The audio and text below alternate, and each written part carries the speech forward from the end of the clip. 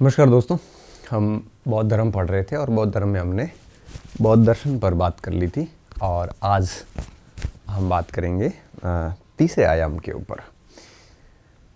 महात्मा बुद्ध का जीवन परिचय पहले आयाम के रूप में पढ़ा। उसके बाद में हमने महात्मा बुद्ध के द्वारा जो जो शिक्षाएं दी गई थी तो उसको हमने बौद्ध दर्शन के रूप में पढ़ा। और आज हम बात करेंगे बौद्ध धर्म के प्रचार प्रसार के ऊपर। ये आज जो हम पढ़ेंगे यह बौद्ध धर्म का तीसरा आयाम है।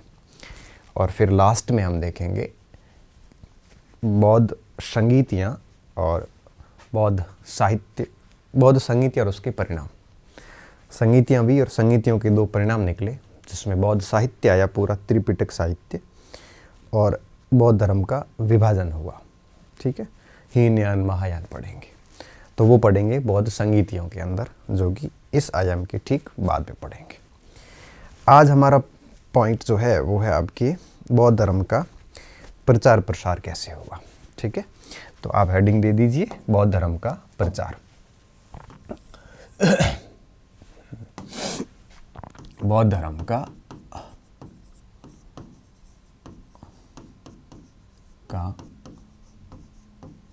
प्रसार। ठीक है, अब देखिए महात्मा बुद्ध ने अपने जीवन काल में ही, ठीक है, अब महात्मा बुद्ध ने अपने जीवन काल में, आप ऐसे समझिए कि संघ की स्थापना कर ली थी, बौद्ध संघ की। मैंने आपको बताया था कि सारनाथ के अंदर बौद्ध संघ की स्थापना हुई थी, जहां उन्होंने पहला वर्षावास व्यतीत किया था। और संघ ने बौद्ध धर्म के प्रचार प्रसार का कार्य किया था। इसलिए हम बौद्ध धर्म के अंदर बुद्ध, धम्म और संघ, इन तीनों को त्रिरत्न भी कहते हैं, त्रिशील नियम भी बोलते हैं हम इनको। ठीक है, तो बौद्ध धर्म के प्रसार का जो मुख्य दायित्व था, जो मुख्य कार्य था, वो संघ का था, बौद्ध संघों का था। अब ध्यान इस बात का भी रखना है कि आरंभ में बौद्ध भिक्षु स्थायी जीवन नहीं जीते थे, स्थायी नहीं रहते थे, एक स्थान से दूसरे स्थान घूमते रहते थे, भ्रमणशील प्रकृति के थे। फिर समस्या कहाँ पे आई? समस्या आई वर्षा ऋतु के कारण। जब भी वर्षावास शुरू होते थे, वर्षा ऋतु आती थी, तो किसान सारा खेती में काम संलग्न हो जाता था और फिर प्रवचन सुनने वाला कोई नहीं था। ऐसी स्थिति में उनको 3-4 महीने तो एक स्थान पे रहना ही पड़ता था और कोई विकल्प नहीं था, क्योंकि कहीं जाओगे तो कौन सुनने वाला कोई नहीं, फिर भ्रमण करने का कोई मतलब नहीं है। तो बेहतर है कि वर्षा ऋतु में कहीं एक स्थान पे ठहर लिया जाए। तो वर्षा काल में वो वर्षावास करते थे और वर्षावास हेतु विहारों का निर्माण हुआ।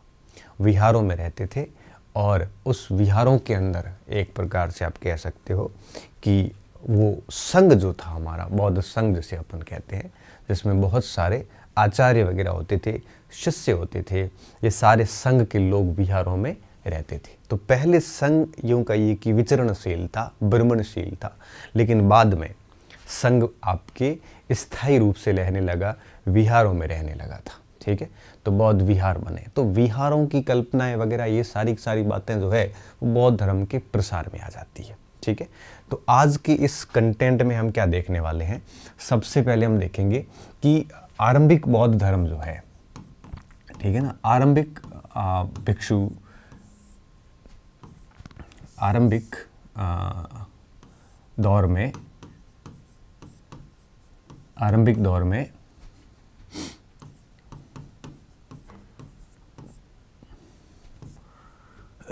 बौद्ध आचार्य, भिक्षु, है ना, ये सब भ्रमणशील प्रकृति के थे।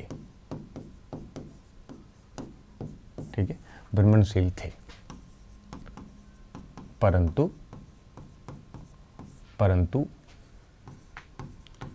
वर्षावास के कारण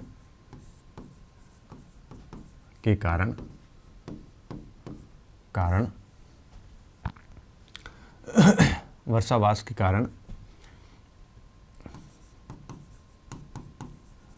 स्थायी आवास के रूप में विहारों का निर्माण हुआ। विहारों का निर्माण हुआ।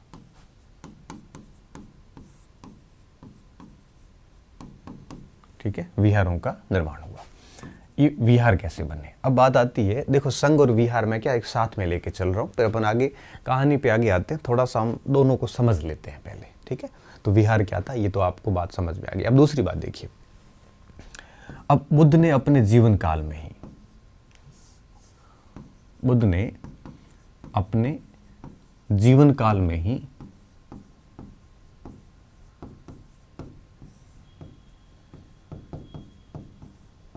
अब देखो जीवन काल में ही संघ की स्थापना कर दी थी।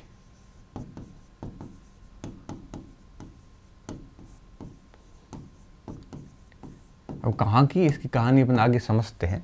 संघ की स्थापना कर ली थी, पहले कर ली थी। ठीक है, पहले ही संघ की स्थापना कर ली थी ताकि बौद्ध धर्म को एक प्रकार से कई सारे उद्देश्यों की पूर्ति हो सके। ठीक है, तो बुद्ध ने अपने जीवन काल में संघ की स्थापना की थी। वैसे बौद्ध संघ की पहली बार स्थापना जो है वो महात्मा बुद्ध ने सारनाथ के अंदर की थी, और उस समय सिर्फ भिक्षु संघ और उपासक संघ था, महिलाओं के लिए संघ की कोई व्यवस्था नहीं थी। लेकिन कालांतर में करीबन 5 वर्ष बाद में प्रजापति गौतमी के अनुनय विनय और आनंद के सलाह पर, परामर्श पर, एक प्रकार से आप यूं कहिए कि आनंद के सुझाव पर महात्मा बुद्ध ने भिक्षुणियों और उपासिकाओं को भी संघ में शामिल किया और 2 और संघ बनाए। जिस तरह से महावीर स्वामी ने चतुर्विध संघ स्थापित किया था उस तरह से इन्होंने नहीं किया। इन्होंने 2 संघ बाद में बनाए थे, भिक्षुणियों को और उपासिकाओं को बाद में लिया था। ठीक है, भिक्षुणी और उपासिकाओं, भिक्षु और उपासक में आपको कंफ्यूज नहीं होना। जो 10 सील का पालन करते थे वो तो भिक्षु कहलाते थे, जो 5 सील का पालन करते थे उसे है वो उपासक कहते थे। उपासक सामान्यतः गृहस्थ आश्रम में रहने वाले भिक्षु कहलाते थे, और भिक्षु क्या बौद्ध धर्म के एक प्रकार से आचार्य कह सकते हो। और जो 10 सील का पालन करते थे वो बौद्ध भिक्षु कहलाते थे। तो 10 सील और पंचशील, तो पंचशील का पालन करने वाले उपासक और 10 सील का पालन करने वाले भिक्षु कहलाते। बहुत ज़्यादा फर्क नहीं उसमें। तो ये संघ की स्थापना कर दी थी। मेन उद्देश्य क्या था संघ का? संघ का मेन उद्देश्य ये था कि एक प्रकार से आप ऐसे कह सकते हो कि बौद्ध धर्म में एकता स्थापित करना, साथ साथ में बौद्ध धर्म का एक प्रकार से संगठित रूप से उसको आगे बढ़ाना। इसके अलावा बौद्ध धर्म के अंदर विभिन्न प्रकार के जो भी आगे भविष्य में कोई संभावनाएं थी कि कुछ गलतियां हो सकती है, कमियां रह सकती है, उनको आपके न होने देना, समय से पहले उनका एक प्रकार से इलाज जो है वो आप कह सकते हो। तो ये सारी चीज़ें इनकी थी। तो अपन लिख लेते हैं कि देखो अभी आप लिखना मत, भिक्षुओं के आचरण को नियंत्रण करना, आचरण को नियंत्रित करना,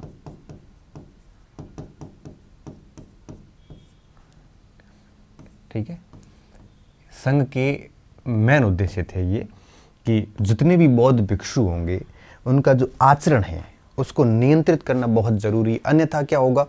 अन्यथा निश्चित रूप से धीरे धीरे संघ विखंडित हो जाएगा। और बुद्ध को पता था कि अगर संघ विखंडित हो जाएगा तो बौद्ध धर्म का विकास नहीं हो पाएगा। ठीक है। इसके अलावा एकता व अखंडता बनाए रखना, अखंडता बनाए रखना,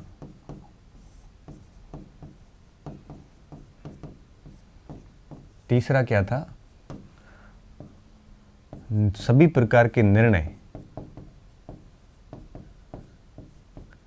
गणतांत्रिक पद्धति से लेना।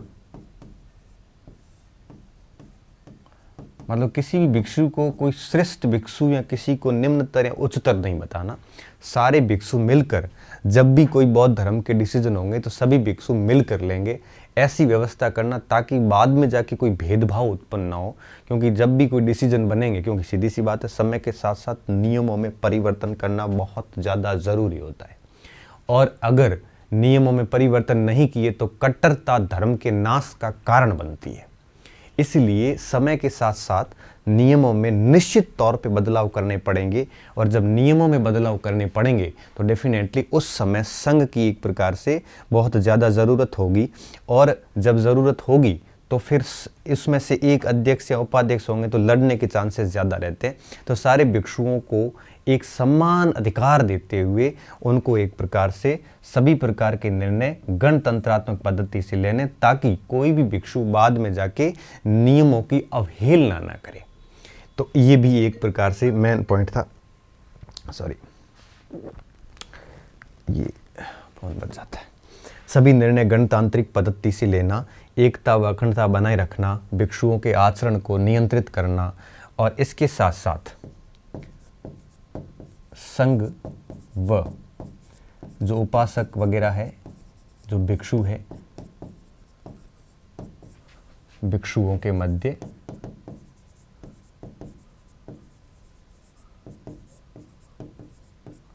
संबंधों में स्पष्टता रखना, एकदम क्लियर संबंध रखना। ये आप ऐसे समझिए विद्यार्थियों कि ये जो पॉइंट हैं ये थे आपके संघ के उद्देश्य।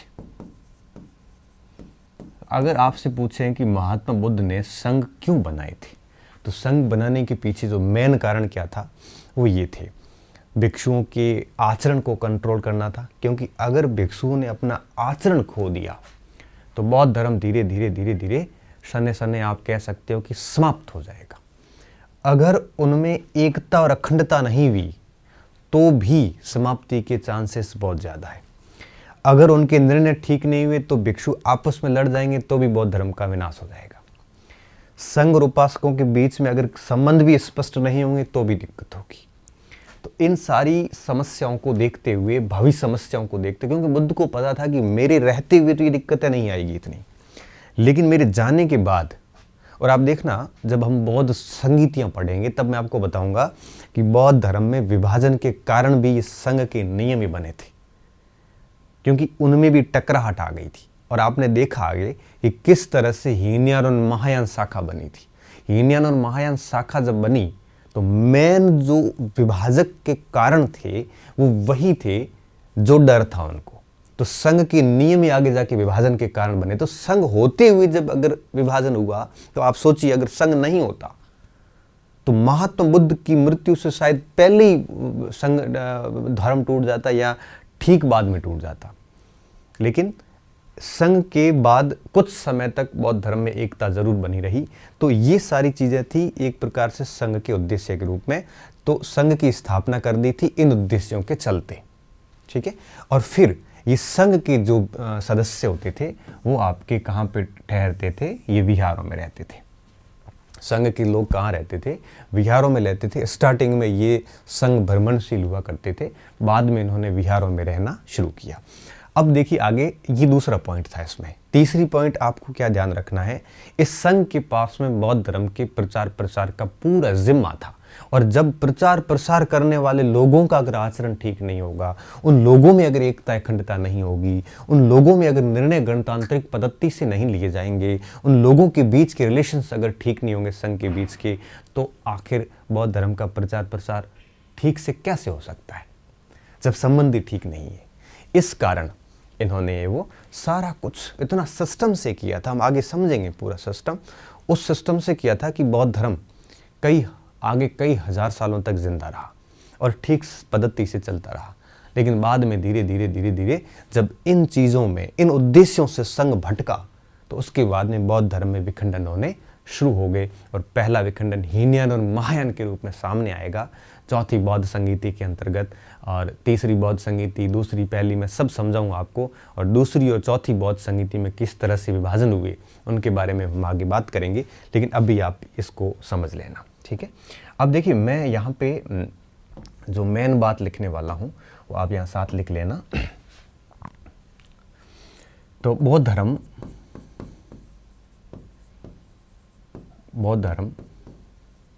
के प्रचार प्रसार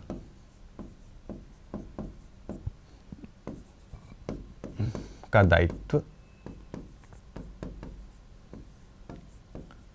बौद्ध संघ के पास में पर था। ठीक है, बौद्ध संघ पर था। तो इस कारण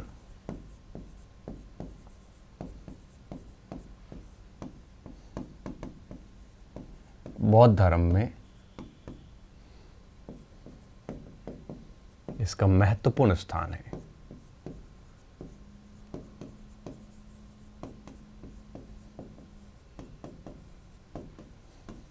ठीक है, अगर अपन बौद्ध धर्म के त्रिरत्न की बात करें तो मैंने इसके बारे में वैसे आपको पहले ऑलरेडी बता रखा है। उसमें आपने देखा होगा जो टॉपिक हमने पढ़ा था पहले, ठीक है, प्रज्ञाशील समाधि वाला, उसमें भी पढ़ा था, लेकिन यहाँ मैं एक बार फिर बता देता हूँ। इस कारण हमने है वो बुद्ध जो कि इसमें सबसे ऊपर है और इनके द्वारा दिया जाने वाला पूरा आचरण धम्म के नियम है एक प्रकार से, और संघ, ये तीन चीज़ें ऐसी हैं। बुद्ध और संघ, बुद्ध ने एक प्रकार से अपने उत्तराधिकारी के तौर पे संघ को नियुक्त किया है। तो संघ ने वो कार्य किया जो बुद्ध ने अपने जीवन काल में किया था। हालांकि तुलना नहीं कर सकते, लेकिन आप एक समीक्षा कर सकते हो कि महात्मा बुद्ध ने भी बौद्ध धर्म का प्रचार किया था, संघ ने भी किया। बुद्ध ने भी भिक्षुओं को और उपासकों को नियंत्रित करने का प्रयास किया, नियमन करने का प्रयास किया, वही कार्य संघ ने किया। तो संघ की एक साम्यता बुद्ध के बराबर रखी जाती है, और दोनों ही, आप यूं कहिए कि दोनों ही धम्म के नियमों से संचालित होते थे। धम्म का मतलब था नैतिक आचरण, धर्म एक प्रकार से, दोनों इसके नियमों से संचालित थे। इसलिए बौद्ध धर्म में इन तीनों का एक अहम महत्व है। इस कारण इसको बौद्ध धर्म की हम क्या कहते हैं, त्रिरत्न कहते हैं। ठीक है, त्रिरत्न कहते हैं। बाकी तो क्या है, किताब मैंने आपको सारी चीज़ें बता दी थी, पहले क्लियर कर रखा है सारा कि किताबों में क्या कैसे क्या कुछ लिखा हुआ है, कहाँ पे, सारी चीज़ें हम ऑलरेडी क्लियर कर चुके हैं, मैं वापस यहाँ पे नहीं लूँगा। तो बुद्ध तो हमने पढ़ लिए, और अब हम बात करते हैं संघ की। ठीक है, कि संघ के बारे में। तो संघ के बेसिकली ये उद्देश्य थे, और संघ के पास में ये बड़ा दायित्व था। ठीक है, और संघ के सदस्य कौन होते थे, कैसे बनते थे, संघ का कानून कैसे होता था, संघ के लोग विहारों में रहते थे।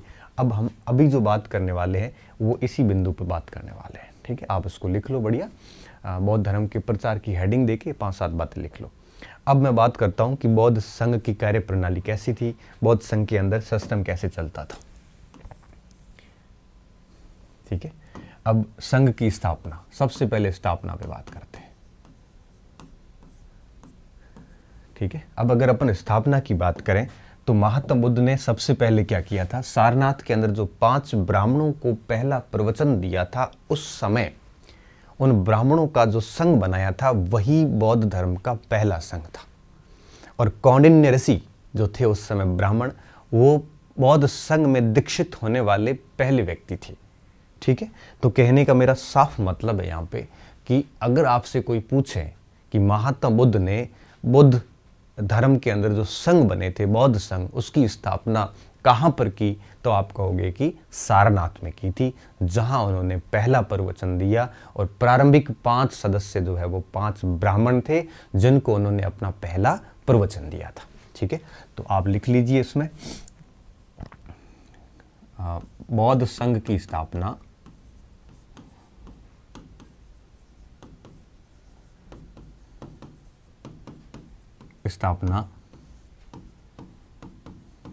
सारनाथ में की थी।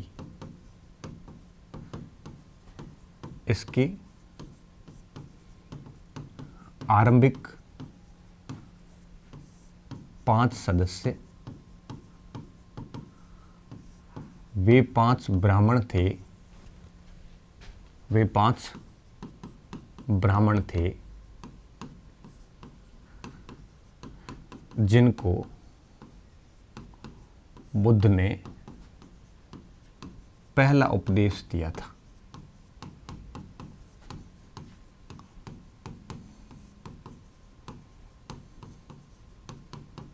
ठीक है, और इनमें से भी कौंडिन्य पहले सदस्य बने,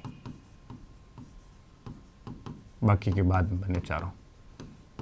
तो इसमें इस पूरी पंक्ति में आपको 2 लाइनें पता चली होगी कि देखिए, सबसे पहला पॉइंट आपको ये पता चला होगा कि बुद्ध संघ की स्थापना कहाँ हुई। संघ तो आप कहोगे सारनाथ में। आरंभिक सदस्य कौन थे? तो वो 5 ब्राह्मण इसके आरंभिक सदस्य थे। अब देखिए, ये बात आपको पता चल गई। अब आगे देखिए क्या हुआ। अब सबसे महत्वपूर्ण बात, जब संघ की स्थापना हो गई, 5 सदस्यों को शामिल कर लिया, तो उस समय तो क्या संघ का कोई ऐसी फिक्स कार्य प्रणाली कुछ थी नहीं, तो नियमों में एकाकीपन नहीं था, क्यों कहिए कि एक यूनिफॉर्मिटी नहीं थी। उस समय नियम इतने तेज बने भी नहीं थे, और बाद में धीरे धीरे नियम बनते गए और बाद में उनको विनय पिटक में लिखा गया। तो संघ की पूरी नियमावली विनय पिटक में लिखी गई है। इस चीज़ का हमें को ध्यान रखना, हालांकि इसको अपन साहित्य में आगे पढ़ेंगे। ठीक है, पहले सदस्य बने। आरंभ में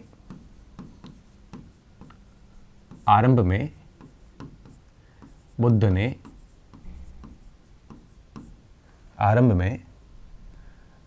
ने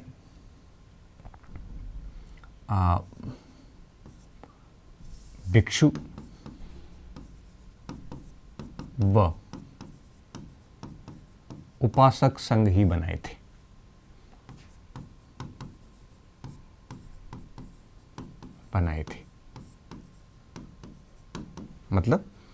मतलब ये था कि महिलाएं शामिल नहीं थी, सिर्फ और सिर्फ पुरुष ही शामिल थे। ठीक है, भिक्षु और उपासक संघ बनाए थे। परंतु 5 वर्ष बाद विमाता गौतमी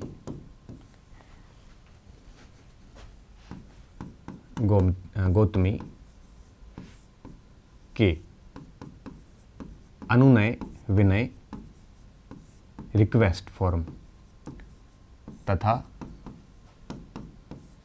प्रिय शिष्य आनंद के सुझाव पर वैशाली में भिक्षुणी व उपासिका संघ बनाया। ठीक है, तो स्टार्टिंग में 2 ही संघ बनाए थे और बाद में इन्होंने 2 और बना दिए, संघ बनाया। ठीक है, इस चीज का भी हमें ध्यान रखना है कि भिक्षुणी संघ और उपासक संघ, ये उपासिका संघ, यह सारनाथ में नहीं बनाए, बल्कि सारनाथ के बाद इनको बनाया गया था। और इसको आप ऐसे समझ सकते हो कि इनको है वो वैशाली में बनाया था। इसके बारे में हम वैशाली में लिख भी चुके हैं आगे। ठीक है, तो ये आरंभिक थे एक प्रकार से। अब आगे इसमें एक और तीसरा पॉइंट आपको क्या गौर करना है कि अब ये 4 संघ हो गए, 2 सारनाथ में बने और 2 वैशाली में बने। इस चीज का ध्यान रखना। उक्त चारों संघों की नियमावली विनय पिटक में उल्लिखित है।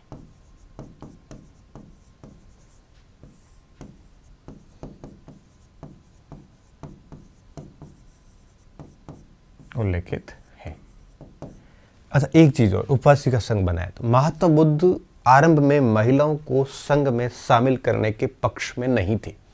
बुद्ध ने एक बार क्या कहा था कि अगर महिलाओं को मैं संघ में शामिल करूंगा, तो जिस दिन महिला संघ में शामिल होगी उस दिन अगर बौद्ध धर्म 1000 वर्ष का अगर जीवन काल है बौद्ध धर्म का, तो यह घटकर 500 वर्ष रह जाएगा। मतलब महात्मा बुद्ध महिलाओं को संघ में शामिल करने के स्पष्ट रूप से खिलाफ थे, लेकिन बाद में इन्होंने वो गौतमी और आनंद के सुझाव के बाद में शामिल किया था। ठीक है, तो बुद्ध की भविष्यवाणी आप नीचे लिख सकते हो और ऐसे करके लिख सकते हो कि आरंभ में बुद्ध महिलाओं को संघ में शामिल करने के पक्ष में नहीं थे। ये लाइन लिख लेना आप, मैंने नहीं लिखी, आप लिख लेना, नहीं थे। उन्होंने एक बार भविष्यवाणी की थी कि, फिर आगे ऐसे लिख लेना, अगर बौद्ध धर्म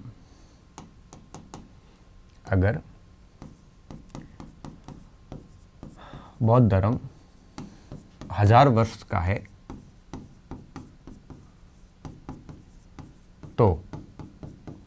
महिलाओं के आने के बाद 500 वर्ष का रहेगा। ये बुद्ध की भविष्यवाणी थी। ठीक है, बस इस चीज़ का थोड़ा सा आप ध्यान रख लेना। इसको ये ऐसे कथन के रूप में सवाल आते हैं कई बार। ठीक है, कथन के रूप में सवाल आते हैं, और कथन के रूप में जब ऐसे सवाल आते हैं तो गलती के चांसेस जो है वो बढ़ जाते हैं, गलत हमें करवा लिया जाता है। ठीक है, और ये हो गई बात यहाँ पे विनय पिटक में उल्लिखित है। और महात्मा बुद्ध का इनके संबंध में क्या मत था, वो बात मैंने आपको यहाँ पे बताई। अब हम बात आते हैं कि संघ में, ये संघ की स्थापना हो गई। संघ की स्थापना में आपको ये पॉइंट्स याद रखने हैं। संघ की स्थापना के बाद में अब मैं आता हूँ संघ के सदस्य कैसे बना जा सकता था। ठीक है, संघ के सदस्य।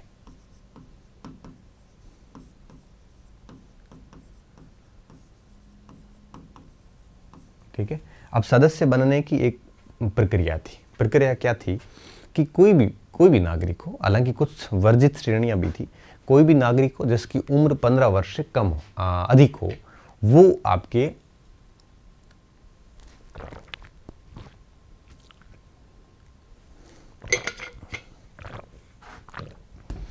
अपने माता पिता की अनुमति के बाद संघ में शामिल हो सकता था। तो संघ के सदस्य कौन बन सकते हैं, उसमें सबसे पहला पॉइंट,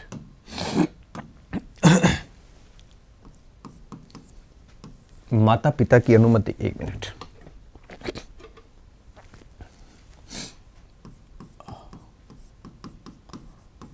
माता पिता की अनुमति के बाद, ये बात इसलिए, हालांकि ये पहले पॉइंट ही नहीं था। पहले क्या बिना माता पिता की अनुमति से भी आ जाते थे, लेकिन हुआ कुछ यूं था कि बहुत युवा बच्चे बिना किसी को पूछ के घर छोड़ रहे थे। तब किसी शासक ने आग्रह किया था, महात्मा बुद्ध से कि ये ऐसे कृपया करके ऐसे ना करें, इससे बहुत गड़बड़ी हो रही समाज के अंदर। तो कम से कम आप ये रूल्स बना दें कि माँ बाप की अनुमति जरूरी है, इसके बाद ये काम करें, नहीं तो क्या पूरे परिवार टूट रहे हैं। उत्तरी भारत के अंदर स्थिति बहुत खराब है। तो उसके रिक्वेस्ट के बाद में उन्होंने ये रूल्स बनाया कि माता पिता की अनुमति लेके हम आएंगे। ठीक है, तो माता पिता की अनुमति के बाद 15 वर्ष या उससे अधिक की आयु का कोई भी नागरिक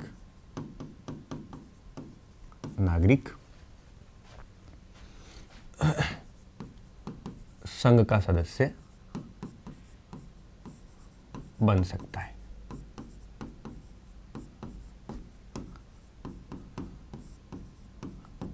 और सदस्य बनते ही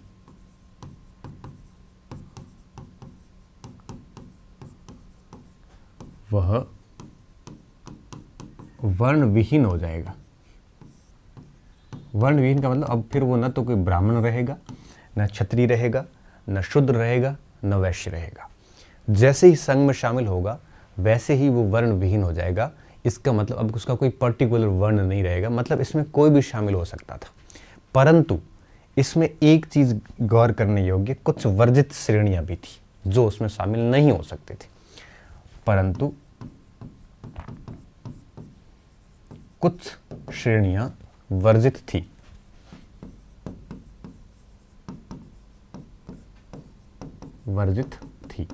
वो संघ में शामिल नहीं हो सकती थी। कौन वर्जित थी? जैसे ऋणी व्यक्ति वर्जित था, जिसके ऊपर ऋण है वो शामिल नहीं हो सकता। क्यों? क्योंकि हजारों लोगों के ऊपर ऋण होता है, और जिनके ऊपर ऋण है और वो अगर ऐसे सभी शामिल होने शुरू हो गए, क्योंकि कई बार लोग ऋण से डर कर भी ऐसे भागने की कोशिश में रहता है, ऐसे अगर ऋणियों को शामिल कर लिया तो निश्चित रूप से समाज के अंदर अव्यवस्था भी होगी, और ऋणी व्यक्ति मन से नहीं आया है, मजबूरी से आया है। प्लस सैनिक अगर शामिल होंगे तो राज्य की रक्षा कौन करेगा? निश्चित रूप से। तीसरा, रोगी व्यक्ति अगर इसमें आए तो निश्चित रूप से आप कह सकते हैं कि वो व्यक्ति संघ के नियमों का कठोरता से पालन नहीं कर सकता। क्यों? क्योंकि रोगी व्यक्ति जो है वो आपके अपने रोग से ऑलरेडी इतना परेशान होता है कि वो कभी भी नियमों का पालन नहीं कर सकता। तो ऐसी स्थिति में रोगी व्यक्तियों को इन्होंने मना कर दिया। इसके अलावा विकलांग व्यक्ति, जो व्यक्ति दिव्यांग है, वो भी संघ के नियमों का भिक्षाटन करने में काफ़ी उनको दिक्कत आती है। इसके अलावा दंडित व अपराधी, दंडित व अपराधी, डाकू वगैरह ये सब, हालांकि इन सभी के अपवाद थे। जैसे अंगुलीमाल था, वो डाकू था, वो आराम से इसमें शामिल हो गया था। तो देखो, ऋणी हो गया, अच्छा दास, अपराधी, दंडित, विकलांग, रोगी, सैनिक, ये सारी जो श्रेणियां थी विद्यार्थियों, यह इसमें शामिल नहीं हो सकती थी। ठीक है, ये संघ में शामिल नहीं हो सकते, यद्यपि कुछ अपवाद है, परंतु कुछ अपवाद हर श्रेणी के हैं। जैसे अपराधी और दंडी में अंगुलीमाल का नाम आता, डाकू का। ठीक है, तो कुछ अपवाद थे, बाकी संघ में शामिल नहीं हो सकते थे। तो ये कुछ ऐसे क्राइटेरिया डाल दिया गया था। तो कोई भी संघ का सदस्य बन सकता था, बस शर्त उसकी उम्र 15 वर्ष से ऊपर है वो होनी चाहिए, बाकी कोई ज़्यादा नहीं बात थी। अब जैसे किसी की उम्र 15 वर्ष की हो गई, तो 15 वर्ष की उम्र होने के बाद में अब देखिए आगे वो करेगा क्या।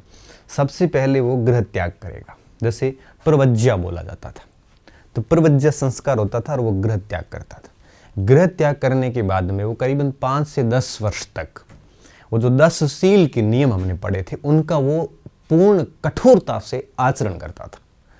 और इस दौरान उस अवधि में उसको श्रावणोर कहते थे। श्रवण का मतलब आपको पता ही है, तो श्रावणोर कहते थे। और वो 8-10 वर्ष तक श्रावणोर की अवधि में रहता था और पूरा भिक्षु जीवन जीता था वो, बस जिसमें उसके केस कटे हुए, क्योंकि जब प्रवज्या करता था तब बाल काट देते थे और 11वें कलर के कपड़े पहना देते थे। ठीक है, तो 11वें कलर के कपड़े पहनकर, केस मुंडवा कर, और फिर वो भिक्षु जीवन में आ जाता था प्रवज्या के बाद में। और वो उपसंपदा तक रहता था। उपसंपदा के बाद में, उपसंपदा उस समय चेक किया जाता था कि इसने ठीक से 10 शील का पालन किया है या नहीं किया है। अगर ठीक से किया है तो उसका उपसंपदा संस्कार करने के बाद में उसको किसी संघ के अंदर रखा जाता था और किसी गुरु, जिसे आचार्य उपाध्याय कहते थे, उसके अधीन रखकर उसकी शिक्षा दीक्षा का कार्य किया जाता था। फिर वो आगे किसी को भी आपकी उपसंपदा संस्कार आगे करवाने में सक्षम हो जाता था। उससे पहले उसका भिक्षु जीवन चलता था। तो गृह त्याग के बाद में करीबन 10 वर्ष तक ये देखा जाता था उसके आचरण के ऊपर, करीबन 10 वर्ष तक वो आपके भिक्षु जीवन जीता था। तो प्रवज्या से लेके आपके उपसंपदा तक भिक्षु जीवन जीता था। उसके बाद में वो आपके संघ का सदस्य बनता था। तो संघ का सदस्य बनने के लिए उनको ये कार्य करना पड़ता था। इस दौरान उसके कई सारे कर्म तय किए गए थे कि किस प्रकार के कर्म उसको करने हैं, किस प्रकार के कर्म नहीं करने हैं। वो सारी चीज़ें उस पर चेक की जाती थी। अगर वो ठीक से पालन कर रहा था तो कोई दिक्कत नहीं, अगर वो ठीक से पालन नहीं कर रहा था तो समस्या आ जाती थी। ठीक है, तो वो क्या कर्म थे वो मैं आगे लिख रहा हूँ। ऐसे कई विनय के कर्म हैं, उसके ऊपर हम बात करते हैं। ठीक है, तो पहला पॉइंट तो क्या हो गया कि वो कोई भी नागरिक संघ का सदस्य बन सकता, सदस्य बनते ही वो वर्ण विहीन हो जाता था। और कुछ ऐसी कैटेगरीज थी जो वर्जित थी, संघ में शामिल नहीं हो सकती। अब दूसरा पॉइंट देखिए क्या होगा। अब माता पिता की अनुमति मिलने के बाद अनुमति के बाद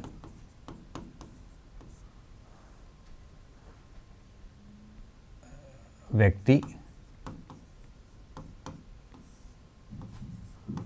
प्रवज्या या गृह त्याग करता था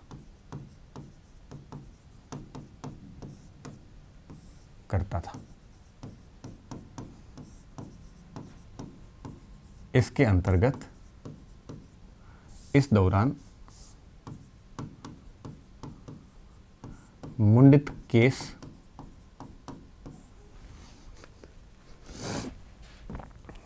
केस तथा गेरुए वस्त्र, चीवर यानी वस्त्र, गेरुए वस्त्र पहनता था। ठीक है। अब माता पिता की अनुमति के बाद क्या सिस्टम चलता था, तो आप इसको ऐसे समझ सकते हैं कि प्रज्ञा करता दौरान बाल कटवा देता था और गेरुए कपड़े पहन लेता था। ठीक है। इस प्रकार प्रवज्ञा संस्कार के साथ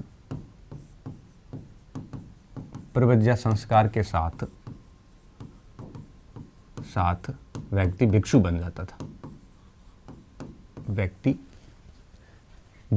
जाता था।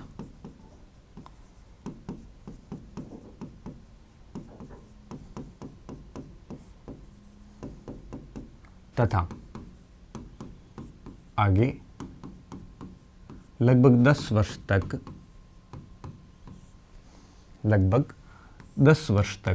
लगभग है ना, कोई कम भी हो सकता था, 10 वर्ष तक भिक्षु जीवन जीता था, यापन करता था। अभी तक देखिए ये संघ का सदस्य नहीं बना है, अभी घर त्याग किया है। अब 8-10 साल तक भिक्षु रहेगा, उसके बाद में आपके उपसंपदा संस्कार होगा और संस्कार के बाद में फिर उसको संघ का परमानेंट सदस्य बनाया जाता, उससे पहले नहीं। ठीक है। तो भिक्षु जीवन यापन करता था। इस दौरान, इस अवधि में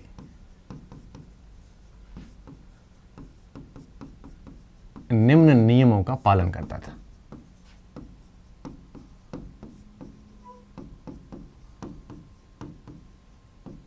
ठीक है। कौन कौन से नियम थे देखिए। सबसे पहला और सबसे महत्वपूर्ण नियम दशशील का नियम।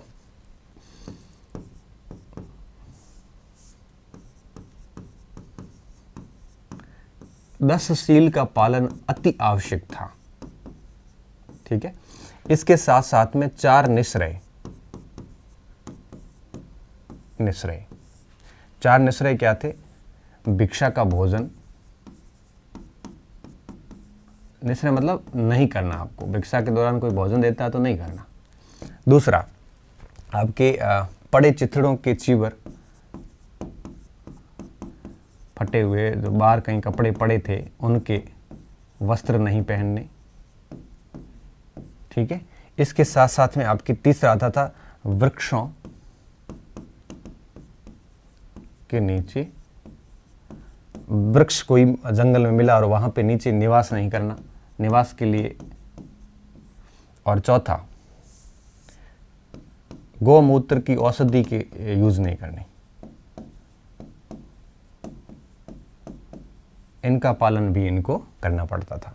तो 10 का काम करना पड़ता था और साथ साथ में यूँ कहिए कि 4 निश्रय का काम करता था। इसके साथ साथ में आपके वो ये सारी चीज़ें करता था। और कुछ ऐसे कर्म भी थे जो उसको नहीं करने थे, वो मैं भी आगे बताता हूँ। तो 10 का पालन, 4 निश्रय का पालन। ठीक है। और तीसरी बात,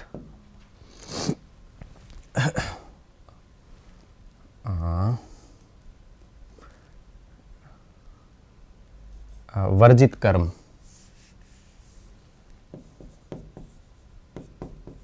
वर्जित कर्म नहीं करना। अवर्जित कर्म कौन कौन से थे देखिए, ये यहां लिख रहा हूं ना, वर्जित। ये 3 चीजें आ जाएगी, 1 2 ये। ठीक है। वर्जित कर्म में पहला तर्जनीय कर। इसमें क्या था कि बौद्ध धर्म व संघ की निंदा नहीं करना।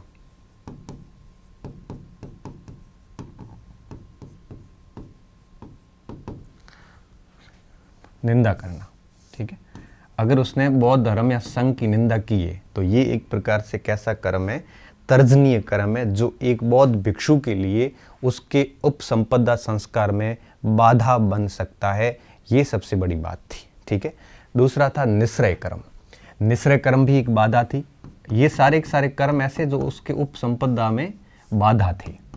ठीक है, निश्रय कर्म, इसमें निश्रय कर्म में क्या है कि गृहस्थ लोगों के ज़्यादा संपर्क में रहना, लोगों से सामान्य नहीं अधिक संपर्क और जो आपके पत्ती मोक्ष के नियम है, आगे मैं समझाने वाला हूं, विनय के नियम नहीं मानना, विनय की अवमानना।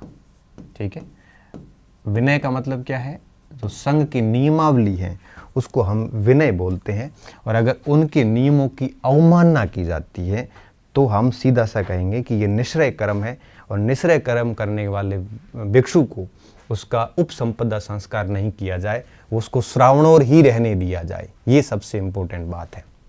ठीक है, तीसरी बात, प्रव्राजिन क्रम।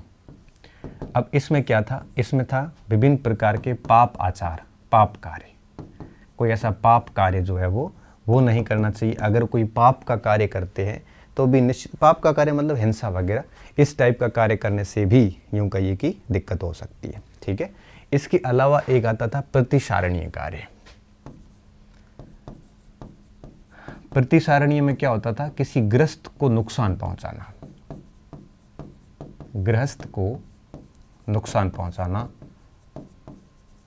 ठीक है, अब अगर गृहस्थ को नुकसान पहुंचाया तो भी उसकी उपसंपदा में दिक्कत आ सकती है।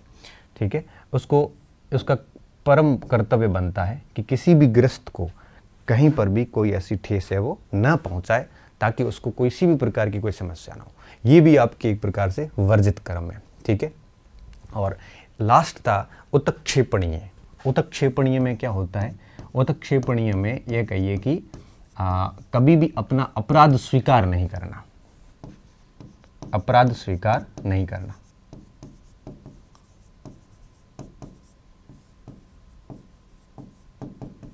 अगर ये कोई भी भिक्षु अगर ये करता है, भिक्षु जीवन को श्रावणोर बोलते हैं, ये भी थोड़ा ध्यान रखना। गृह त्याग के बाद वो भिक्षु क्या कहलाता था, श्रावणोर कहलाता था। अगर श्रावणोर इन तीन चीज़ों का ठीक से पालन करता है, हालांकि चीज़ें और भी बहुत सारी है, कुछ अन्य नियम भी मैं और भी चौथे पॉइंट पे ला रहा हूँ, अगर इनका ठीक से पालन करता है तो उसका उपसंपदा संस्कार करके संघ का सदस्य बनाया जाए। अगर वो ठीक से पालन नहीं करता है और आचार्य को लगता है कि पालन नहीं कर रहा है, तो फिर उसको उपसंपदा ना करे और उसको आपके संघ का कभी सदस्य नहीं बनाया जा सकता। ठीक है, इस चीज का ध्यान रखना पड़ता था।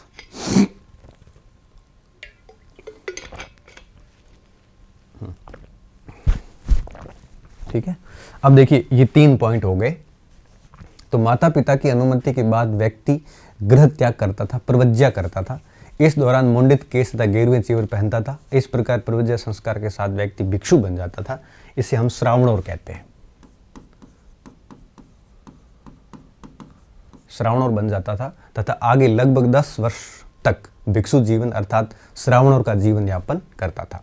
इस अवधि में निम्न नियमों का पालन करना पड़ता था, चाहे 10 शील का नियम हो, 4 निश्रय का पालन हो, वर्जित कर्म नहीं करना, कुछ और भी कर्म थे जिनका पालन करना ही पड़ता था अगर उसको उपसंपदा संस्कार करवाना है तो। ठीक है, चौथा एक और पॉइंट लिख लेते हैं हम। 227 के आसपास कुछ और नियम भी थे।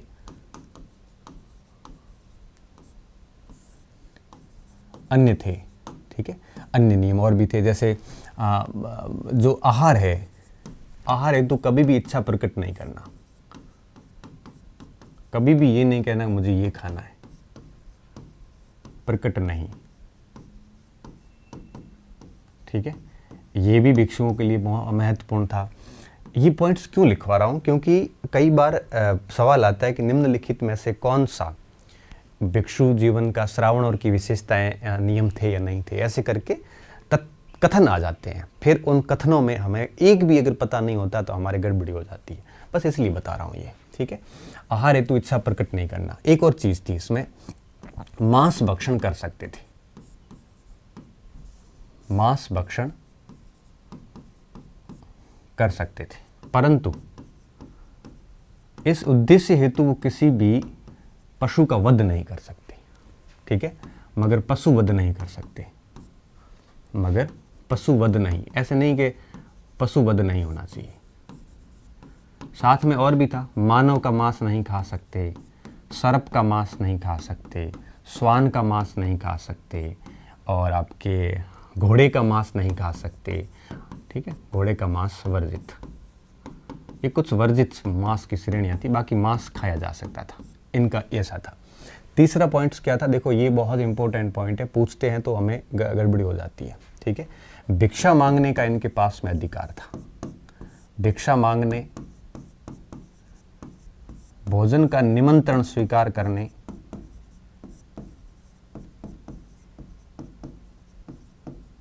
आमंत्रण स्वीकार करने,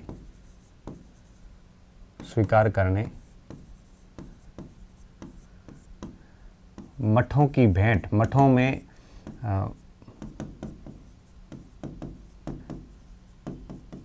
आती थी, मठों में भेंट आती थी अनुयायियों की, उसे स्वीकार करने का अधिकार था, स्वीकार करने की अनुमति थी,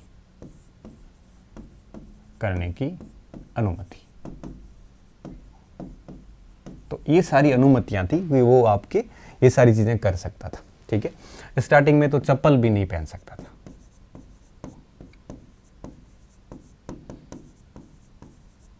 पहन सकते, परंतु बाद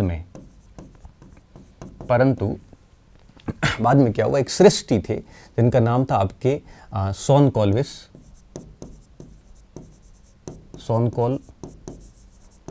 सृष्टि ने जब बौद्ध धर्म ग्रहण कर लिया और जब वो नंगा चला तो उसके पैरों में बहुत समस्या हो गई थी, तो इसके आग्रह के बाद में चप्पल अनुमति दी थी, ठीक है। कि वाक्य के बाद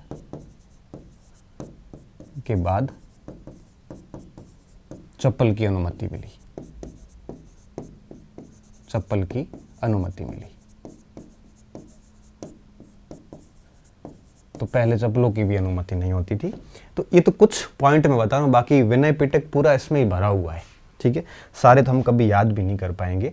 तो अब आगे देखिए क्या हुआ। अब कुछ यूँ समझना कि ये जो उक्त 4 नियम लिखे हमने, ये चौथा पॉइंट है, आगे 3 और लिखे हैं, ये 10 सील, ये सब, ठीक है। उक्त सभी नियमों का ठीक से, अच्छे से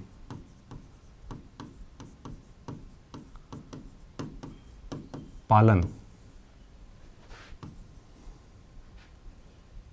करने के उपरांत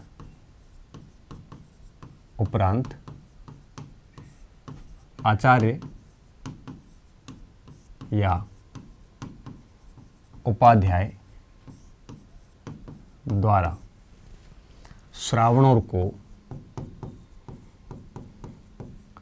श्रावण मतलब वो जो भिक्षु था जो अभी ये सारे नियमों का पालन कर रहा था, वो श्रावणों को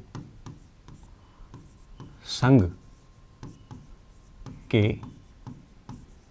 सदस्य की दीक्षा दी जाती थी। इस संस्कार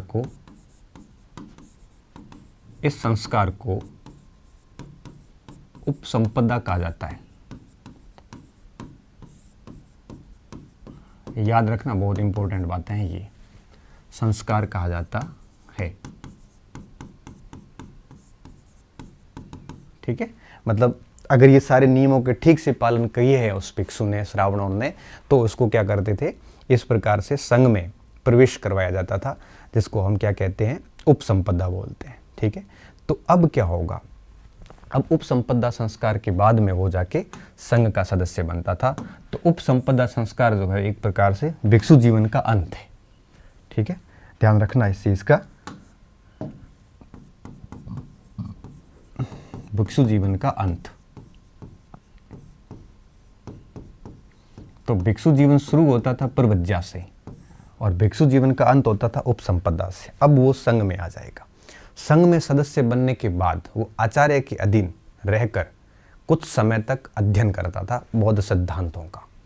उस अवधि को निशाय कहा जाता है। उस निशाय के दौरान वो बौद्ध भिक्षु से सारे बौद्ध धर्म के सिद्धांतों को सीखता था। सीखने के बाद में फिर उसको भी आचार्य मान लिया जाता था और आचार्य मानने के बाद वो भी फिर धर्म की प्रचार प्रसार करता था। वो भी उपसंपदा संस्कार करवाता था, दूसरे शिष्यों को दीक्षा देता था, तो उसकी स्थिति भी आचार्य जैसी हो जाती थी, संस्कार कहा जाता था। फिर आगे देखिए, संस्कार कहा जाता था। इसके बाद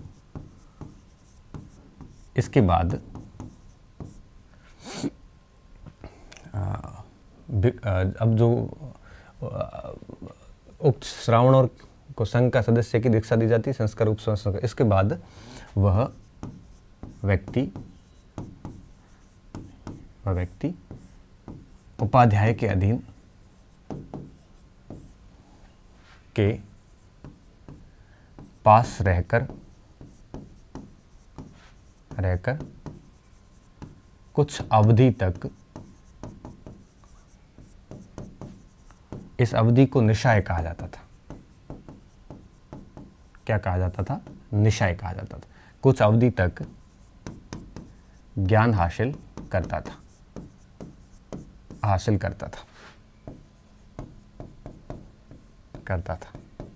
ठीक है, और फिर ये भी उस आचार्य की श्रेणी में आ जाता था जिससे उसने ज्ञान हासिल किया है। ठीक है, तो ये बातें थी इस समय संघ के अंदर घुसने का ये पूरा का पूरा प्रोसेस था। कौन से नियम थे, किस प्रकार से संघ में प्रवेश करवाया जाता था, और इस बातों को मुझे उम्मीद है आपको समझ में आ गई होगी। ठीक है, तो देखिए हम क्या पढ़ रहे थे, हम संघ के सदस्य कैसे बनते हैं, कौन बन सकता है, फिर बनने के लिए क्या क्राइटेरिया चाहिए और किस प्रकार से आचरण होगा तब जाके संघ का सदस्य बनता है। मतलब आप समझिए, अगर कोई बच्चा 15 वर्ष की उम्र में गृह त्याग करता है तो आप मान के चलिए कि 15 के बाद 10 साल के आसपास तो वो भिक्षु जीवन ही जिएगा। 15 और 10 25, फिर 5 साल वो कम से कम 5-7 साल फिर वो संघ के अंदर विहारों में रहते हुए आचार्य से शिक्षा हासिल करेगा। तो ऐसे करके 30-35 वर्ष की उम्र तक आते आते वो एक आचार्य की अवस्था में आ जाता था। ठीक है, तो इस प्रकार से संघ का सदस्य बना जाता था। तो संघ का सदस्य बनना इतना आसान कार्य जो है वो नहीं था। तो अब देखिए क्या हुआ, ये संघ के सदस्य कैसे बनते थे, इस बात को हमने देख लिया। ठीक है, तो हम क्या पढ़ रहे हैं, ये बौद्ध धर्म का प्रयास हुआ, प्रचार का, स्थापना पढ़ ली, और संघ के सदस्य कैसे बनते और उनके लिए क्या प्रोसेस थी ये पढ़ ली। अब हम आगे देखेंगे कि संघ की कार्य प्रणाली कैसी थी। ये भी हमारे लिए बहुत इंपॉर्टेंट है।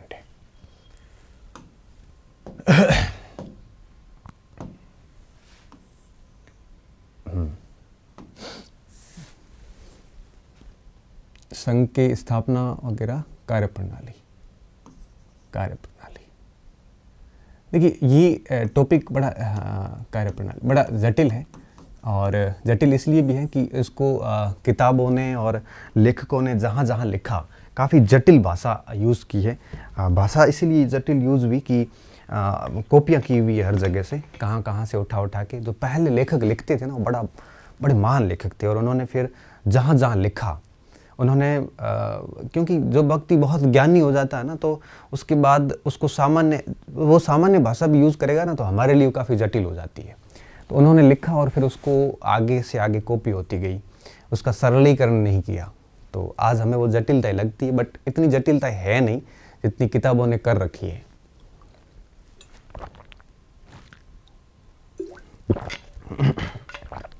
तो संघ की स्थापना कैसे हुई और संघ के सदस्य कौन हो सकते थे, कैसे बनते थे, क्या प्रोसेस थी, ये मैंने बता दिया, नियम बता दिया। अब मैं बात करूंगा कि संघ की कार्यप्रणाली कैसी थी। ठीक है, संघ की कार्यप्रणाली में कुछ तत्व जो हमें ध्यान रखने, स्पेशली पहली बात, अब वो उपसंपदा संस्कार के बाद में जितने भी जो भिक्षु थे वो बच जाते थे, वो सारे संघ के सदस्य थे। तो एक बात आपको ये ध्यान रखनी है कि संघ के जितने भी सदस्य थे उनके पास में समान अधिकार होते थे। ठीक है, संघ के सभी सदस्यों के पास समान अधिकार थे। कोई भी ऐसा विशिष्ट कोई नहीं था, समान अधिकार थे, परंतु संघ की व्यवस्थाओं, सभी के पास समान अधिकार जरूर थे, लेकिन संघ की व्यवस्था तो बनाए रखनी पड़ेगी। तो संघ की व्यवस्थाएं बनाए रखने के लिए क्या हुआ था, एक इन्होंने संघ का एक प्रमुख भी बना रखा था। ठीक है, संघ की व्यवस्थाएं बनाए रखने के लिए, बनाए रखने हेतु एक प्रमुख नियुक्त किया था,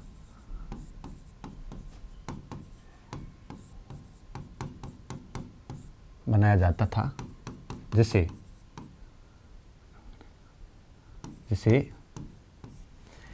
विनयधर, एक मिनट,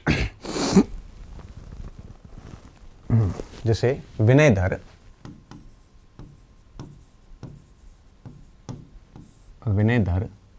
कहा जाता था।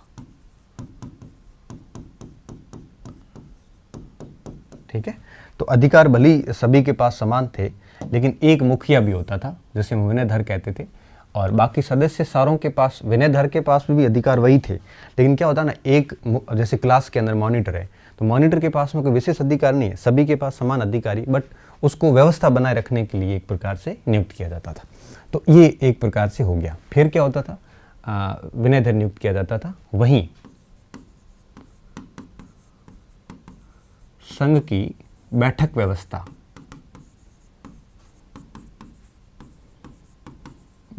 क्योंकि जब भी संघ की मीटिंग होती थी, सारे भिक्षु आते थे, तो उनके लिए बैठक व्यवस्था होनी बहुत ज़रूरी थी। तो संघ की जो बैठक व्यवस्था थी, उसको संपादित करने के लिए इस विनयधर ने एक आसन प्रज्ञापक नामक अधिकारी की नियुक्ति कर रखी थी, जिसका दायित्व ये था कि जब भी बैठक होगी तो उस बैठक में आपके सारों की व्यवस्था उसको करनी थी। ठीक है, संघ की बैठक व्यवस्था करने का दायित्व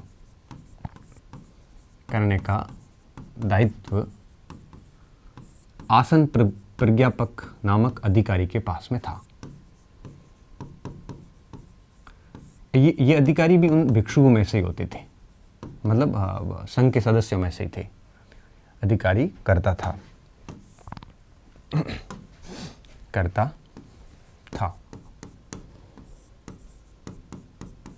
ठीक है, अब ये तो हो गया पहला पॉइंट। दूसरा पॉइंट देखिए, जब संघ की बैठक होती थी तो उसका एक फिक्स कोरम था, 20 सदस्यों का शामिल होना ज़रूरी था। अगर 20 सदस्य शामिल नहीं होंगे तो संघ के अंदर कोई नया कानून नहीं बनेगा, न पुराने किसी कानून को एबोलिश किया जाएगा। तो संघ के किसी भी प्रकार के कानूनों में परिवर्तन करने के लिए जब बैठक होती थी तो कम से कम 20 सदस्यों का होना ज़रूरी था। ठीक है, जब संघ की बैठक होती थी तो इसको अपन ऐसा सीधा लिख लो कि बैठक का कोरम कितना होता था। बैठक का कोरम था 20 सदस्य, गणपूर्ति 20 सदस्य। अगर 20 नहीं होते थे, 20 सदस्य ना हो तो कोई काम नहीं होता था, बैठक रद्द हो तो संघ को वग या व्यग्र घोषित किया जाता था, मतलब रद्द कर दिया जाता था, घोषित किया जाता था। तो न्यूनतम कोरम पूरा होना जरूरी था। ठीक है, कोरम ये होता था। उसके बाद में क्या होता था, बैठक के समक्ष प्रस्ताव लाया जाता था, प्रस्ताव लाया जाता था कि भाई नया कानून कौन सा बनाना, उसका प्रस्ताव बैठक के सामने लाते थे। प्रस्ताव को हम नति कहते हैं, ज्ञप्ति भी बोलते हैं, नति, ज्ञप्ति और व्याप्ति, बहुत सारे नाम आते हैं इसके, इस टाइप से कहते हैं। प्रस्ताव रखा जाता था, क्या रखा जाता था, प्रस्ताव रखा जाता था। व्याप्ति नहीं, वृत्ति, सॉरी,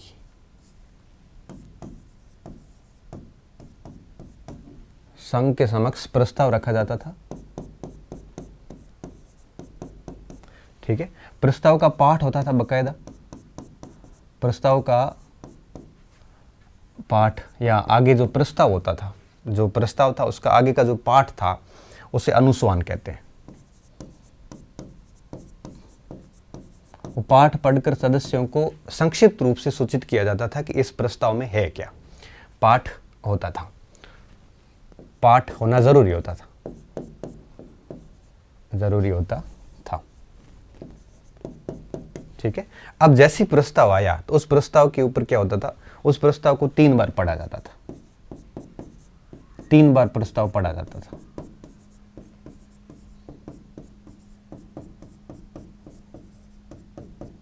फिर प्रस्ताव पढ़ने के बाद अगर सभी सदस्यों ने एक प्रकार से सहमति दी तो क्या होगा, और अगर सहमति नहीं दी तो क्या होगा। ठीक है, तो अपन उसको अगली स्लाइड में ले जा रहे हैं। पढ़ा जाता था तत्पश्चात, पहले तो उसको अपन यहाँ पूरा कर लेते हैं। तत्पश्चात सदस्यों द्वारा सहमति अथवा स्वीकृति दी जाती थी। ठीक है, जैसे सभा कर्म भी बोलते थे, संघ कर्म या कर्म वाचा भी कहते थे, सहमति स्वीकृति दी जाती थी। अगर स्वीकृति दे दी तो ठीक है, अगर नहीं दी तो, अगर विवाद हो गया,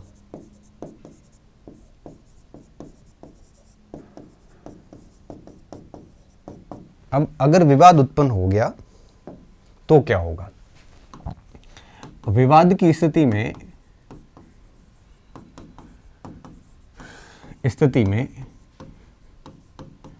उस विषय को अधिकरण कहा जाता था,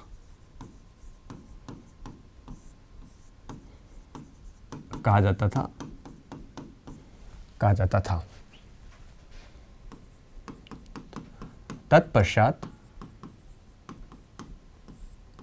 तत्पश्चात वह प्रस्ताव निम्न चरणों से गुजरता था।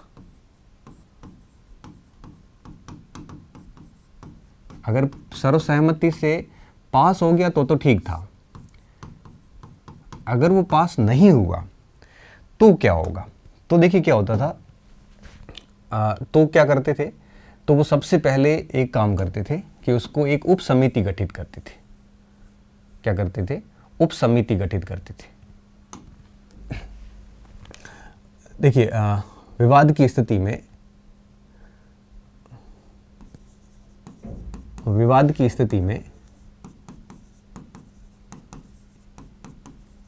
उप समिति का गठन,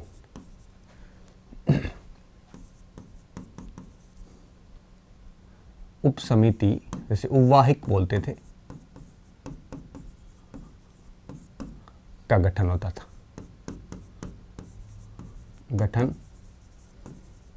किया जाता था। अगर समिति भी निर्णय न कर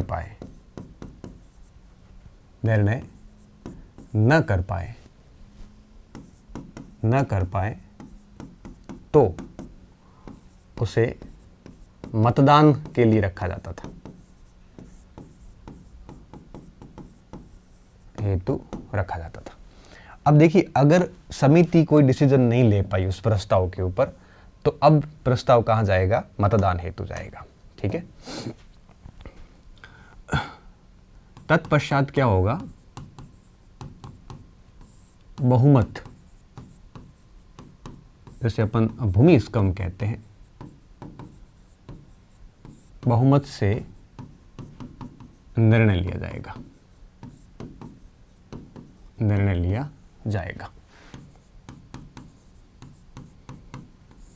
ठीक है, अब बहुमत से निर्णय लिया जाएगा। जितने उपस्थित सदस्य हैं वो अपना अपना मत रखेंगे और जो मतदान अधिकारी होगा, बहुमत से निर्णय लिया जाएगा। इस हेतु मतदान अधिकारी या शलाका गहपति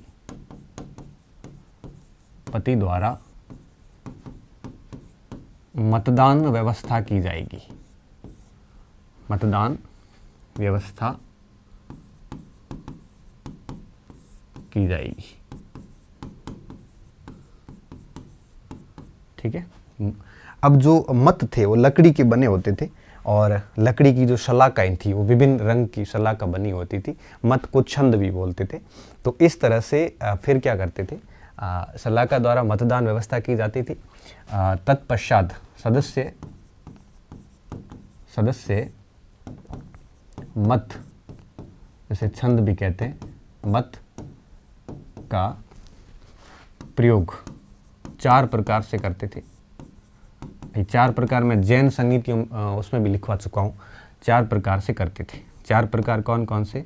गुल्हक हो सकता है, विवर्तक हो सकता है, मतलब प्रत्यक्ष मतदान, अप्रत्यक्ष मतदान, कान में, वो मैंने बताया था आपको, खुला मतदान, वो सारी चीज़ें इसमें प्रयोग, वो वापस लिख लेना, मैं दोबारा नहीं लिख रहा हूँ यहाँ पे।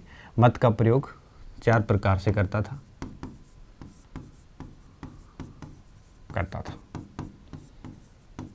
ठीक है। और जब मत का प्रयोग हो जाता था उसके बाद मतगणना होती थी और मतगणना के बाद में एक प्रकार से डिसीजन आता था कि अब लास्ट में क्या करना है। ठीक है, करता था। तत्पश्चात प्रस्ताव पर निर्णय होता था।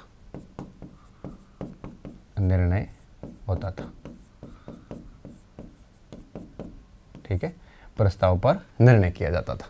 तो प्रस्ताव पर निर्णय करने की कितनी बढ़िया प्रोसेस थी। ठीक है, सबसे पहले तो क्या करते थे, बैठक में 20 लोगों में प्रस्ताव रखते थे, पाठ पढ़ा जाता था, सबको सुनाया जाता था। अगर सहमत हो गए तो ठीक है, नहीं तो कमेटी बिठाते थे। कमेटी भी नहीं होता था तो बहस होती थी। ये सेम अपने भारतीय पार्लियामेंट में भी यही हो रहा है। पार्लियामेंट में क्या होता है, सबसे पहले प्रस्ताव लाया जाता है, सभी को कॉपियाँ दी जाती है। उसके बाद में अगर सर्वसहमति से हो गया तो ठीक है, नहीं तो जॉइंट कमेटी बिठाई जाती है। कमेटी भी डिसीजन पे नहीं पहुंचती, तब आपको पता है मतदान होता है। थोड़ी प्रोसेस अलग है, लेकिन आप समझिए कि आज से 3000 साल पहले ये प्रोसेस हमारे भारत के अंदर अपनाई जा रही थी। ये बहुत बड़ी बात है। यहाँ पे इतनी आसान बात नहीं। उस समय दुनिया समझती भी नहीं थी चीज़ों से, और उस समय हम लोग इस प्रकार से निर्णय लेते थे प्रस्तावों के ऊपर। ये गर्व वाली बात थी हमारे लिए। ठीक है, तो ये संघ का पूरा कार्य प्रणाली थी। और अब देखिए लास्ट पॉइंट संघ का। ठीक है, अब संघ के अंदर क्या होता था, कई बार विशेष बैठक भी होती थी, जैसे अपन पर्व बोलते हैं। ठीक है, ये विशेष बैठक अमावस्या व पूर्णिमा या चतुर्थी को होती थी। विशेष बैठक में 2 चीज़ें होती थी। ठीक है, यहाँ अपन यूँ कह सकते हैं कि 2 टाइप की विशेष बैठक होती थी। एक होती थी वर्षावास की समाप्ति के बाद, पावरना जिसे बोलते हैं, और उस समय जितने भी भिक्षु थे, जो भी संघ के सदस्य थे, वो आपके अपनी अपराधों की स्वीकारोक्ति करते थे। ठीक है, और एक उपोषथ नामक संस्कार होता था। एक बैठक उस समय होती थी। तो विशिष्ट बैठकों के बारे में हम देख लेते हैं, फिर बात को खत्म करते हैं, संघ पूरा हो जाएगा। संघ की विशिष्ट बैठकें।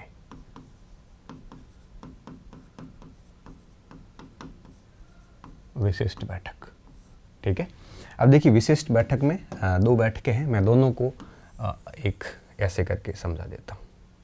ऐसे नहीं करते हैं इसको अपन,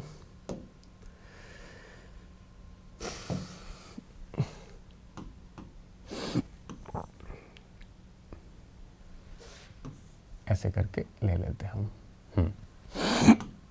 अब देखो दोनों बैठकें होती थी, और 2 बैठकें जो होती थी विशिष्ट, उसमें क्या क्या होता था वो हम कर लेते हैं अभी यहाँ पे। ठीक है,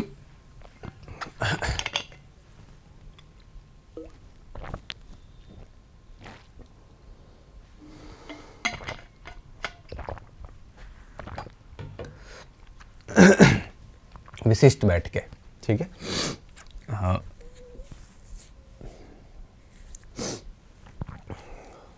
विशिष्ट बैठकें, 1 मिनट, अलग से थोड़ा पहले और थोड़े पृष्ठभूमि बना लेता हूँ विशिष्ट बैठकों की। आप पृष्ठभूमि थोड़ी लिख लेना, ताकि बैठकें 2 बैठकों पे अपन बाद में आ रहे हैं, पहले थोड़ी पृष्ठभूमि बता देता हूँ आपको। है कुछ नहीं, लेकिन फिर भी समझना ज़रूरी है। देखो विनय पिटक, जो पिटक त्रिपिटक है टोटल, सुत्त पिटक, विनय पिटक और अभिधम पिटक। ये पिटक साहित्य हम आगे समझने वाले हैं। तो विनय पिटक के सुत्त विभंग भाग में, सुत्त विभंग भाग में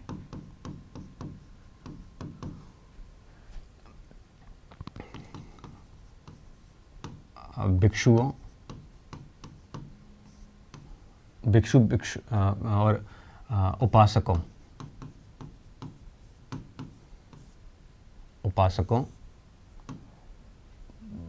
भिक्षुणियां भी,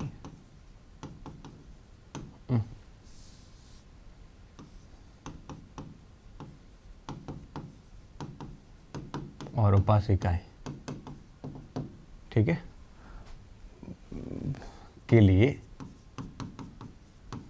लिए निषेधात्मक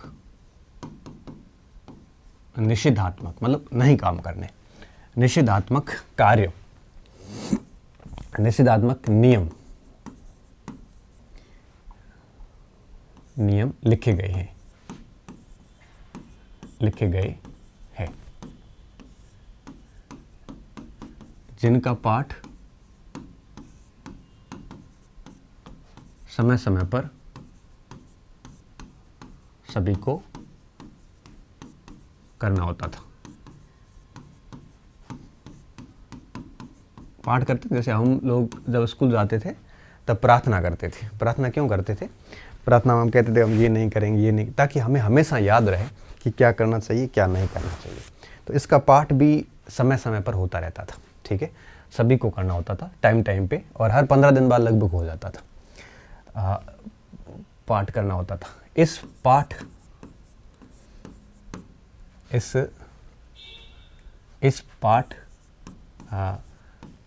का वाचन पातिमोक्ष कहलाता था। और जिस दिन पातिमोक्ष होता था उसे पर्व कहते थे। जिस दिन पातिमोक्ष का आयोजन होता था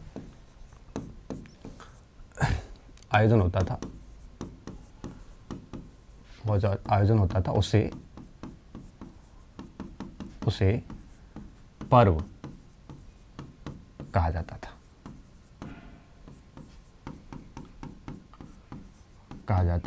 था, ठीक है। तो पर्व किसे कहते, समझ गए होंगे आप अच्छी तरीके से कि पर्व वो दिवस था जिस दिन बौद्ध भिक्षु जो है वो आपके विनय के नियमों की, सुत्त विभंग के अंदर जो लिखी हुई बातें हैं उनकी पाठ करते थे और उनका है वो वाचन करते थे, ठीक है। और ये है 2 पर्व थे, और ये 2 पर्व कौन से थे अब उस पे ऊपर आते हैं, ठीक है। पर्व कहा जाता था जो कि 2 मुख्य थे। अब ये लिख लो और मैं ला रहा हूं मेन स्लाइड पे आपको, ये आया अब, ठीक है। अब पहला पर्व था उपोषथ,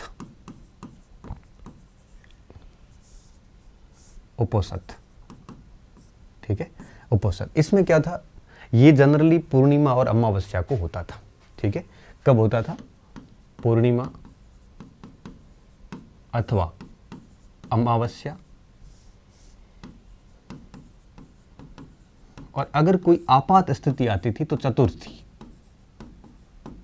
इन 3 दिवसों में होता था, ठीक है। मतलब हर 15 दिवस में एक हो जाता था, हर 15 दिवस एक। तो बात आपको ये याद रखनी है, ठीक है। अब जिस दिन ये आयोजन होता था तो उस दिन ये क्या करते थे, महात्मा बुद्ध की जो शिक्षाएं हैं उन पर वाद विवाद करते थे, चर्चा करते थे, उन शिक्षाओं का वाचन करते थे, उन शिक्षाओं को दोहराते थे, ठीक है। तो शिक्षाओं का वाचन होता था इस समय। तो अब आज में दूसरी बात क्या लिखोगे कि इस अवसर पर बुद्ध की शिक्षाओं का वाचन विमर्श होता होता था। परंतु दिक्कत कहाँ आई, जब भी बुद्ध की शिक्षाओं का वाचन करते थे तो ऐसा माना जाता है कि बुद्ध की शिक्षा का वाचन करने के लिए शरीर शुद्ध होना जरूरी है। अगर शुद्ध नहीं है तो शिक्षाओं का वाचन नहीं होना चाहिए। तो इसलिए ये लोग क्या करते थे कि शरीर शुद्ध पहले करते फिर हम वाचन करेंगे। तो उसकी शुद्धि के लिए ये पहले क्या करते थे, पत्ती मोक्ष की वो शिक्षा, वो जो आपके जो बौद्ध भिक्षु जितने भी सदस्य आते थे, ये लोग जो जो अपराध करते थे उनकी अपराधों की स्वीकारोक्ति करवाई जाती थी कि मैंने ये गलतियां करी है। और ऐसा माना जाता है कि अपराध की स्वीकृति के बाद में उसको शुद्ध माना जाता है और अपराधों की स्वीकृति के बाद में शिक्षाओं का वाचन होता था। ठीक है, मूल उद्देश्य ये था, ये मूल उद्देश्य था, ये क्या था, ये मूल उद्देश्य था। परंतु इस उद्देश्य को पूरा करने के लिए शरीर शुद्ध होना जरूरी है। वाचन यूं कहिए कि वाचन के लिए अपराधों की स्वीकारोक्ति जरूरी थी और इस हेतु वो स्वीकारोक्ति पहले करवा लेते थे। लेकिन कालांतर में क्या हुआ कि धीरे धीरे ये मूल उद्देश्य से तो भटकते गए, बस अपराध स्वीकारोक्ति करवाते थे, बाकी कुछ भी नहीं होता था। तब बाद में कालांतर में उपोषित महज अपराध स्वीकृति संस्कार रह गया और ये मेन उद्देश्य खत्म हो गया था। लेकिन हम यहाँ पे लिखेंगे दोनों बातें। इस अवसर बुद्ध की शिक्षाओं का वाचन विमर्श होता था। शिक्षाओं के वाचन से पूर्व, शिक्षाओं के वाचन से पूर्व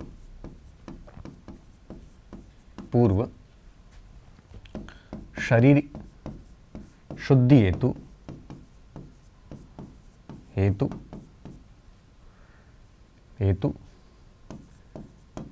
संघ सदस्य जो भिक्षु वगैरह थे वो सभी भिक्षु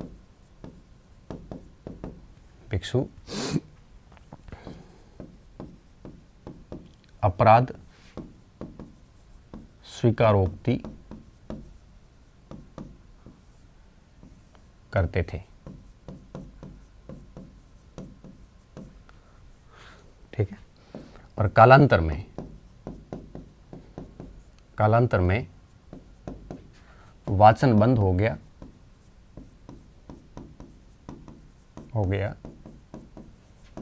व अपराध स्वीकारोक्ति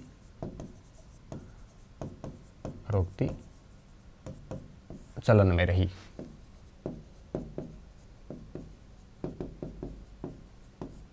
ठीक है, इस बात का थोड़ा सा ध्यान रखना। तो अपराध स्वीकारोक्ति क्यों की जाती थी मैंने बताया, और बाद में क्या हुआ, अपराध स्वीकारोक्ति तो रह गई और जो मेन उद्देश्य था वो यहाँ पे एक प्रकार से धर्म चर्चा वाला खत्म हो गया था।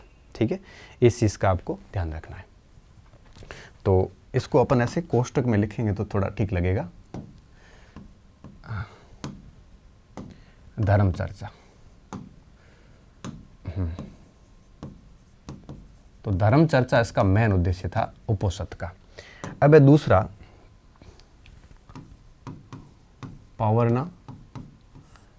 प्रावरणा भी बोलते हैं हम इसको। वो क्या है, पाली और हिंदी जब ट्रांसलेशन होता है तो ऐसे शब्दों में गड़बड़ी रहती है, तो दिक्कत नहीं करनी आपको। ठीक है, पवारणा नहीं, पवारणा है, प्रवारणा।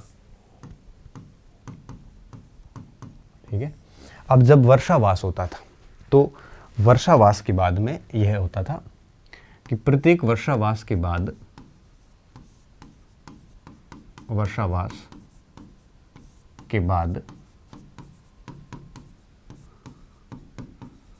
वार्षिक शुद्धि हेतु अपराध स्वीकारोक्ति, ये वार्षिक होता था ना, का संस्कार पवारणा अथवा प्रवारणा कहलाता था। बस इतनी सी बात ही है, इसमें कुछ और ज्यादा है नहीं। ठीक है, और जब ये संस्कार समाप्त हो जाता था, इसके अंतिम दिन, पवारणा के अंतिम दिन उपासक जो भी बौद्ध धर्म के उपासक थे वो भिक्षुओं को क्या देते थे, वस्त्र दान देते थे, और भिक्षुओं को जो वस्त्र देते थे इस संस्कार का भी संपादन होता था। अंतिम दिन उपासक भिक्षुओं को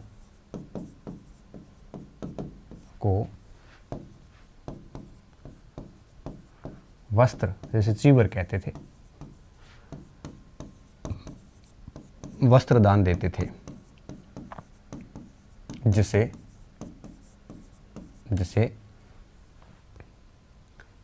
वस्त्र दान देते थे। इस कार्यक्रम को या इस योजना को जो भी आपको कंथेन कहते थे।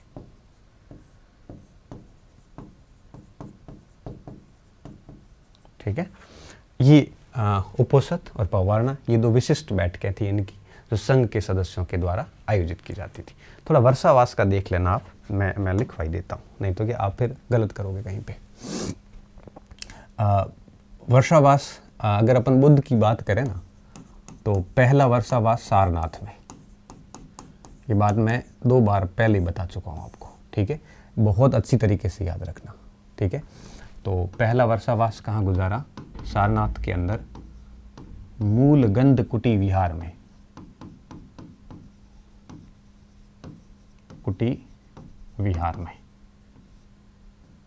ठीक है। दूसरा वर्षावास राजगृह में,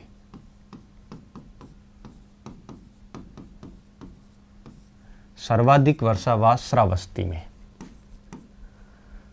सर्वाधिक 26 श्रावस्ती जेतवन विहार, और आखिरी वर्षावास का निकाला वैशाली में, बुद्ध का आखिरी वर्षावास। बस ये 4 ही महत्वपूर्ण होते हैं, पहला, दूसरा, सर्वाधिक और लास्ट वैशाली में। ठीक है, ये भी आप लिख लेना, वैशाली। ठीक है, तो सारनाथ, राजगृह, श्रावस्ती और वैशाली, ये 4 नाम आप याद कर लेना, इतना खूब है यहाँ पे। ठीक है, ये हो गई बात पूरी, बौद्ध संघ के बारे में कंप्लीट हो गया।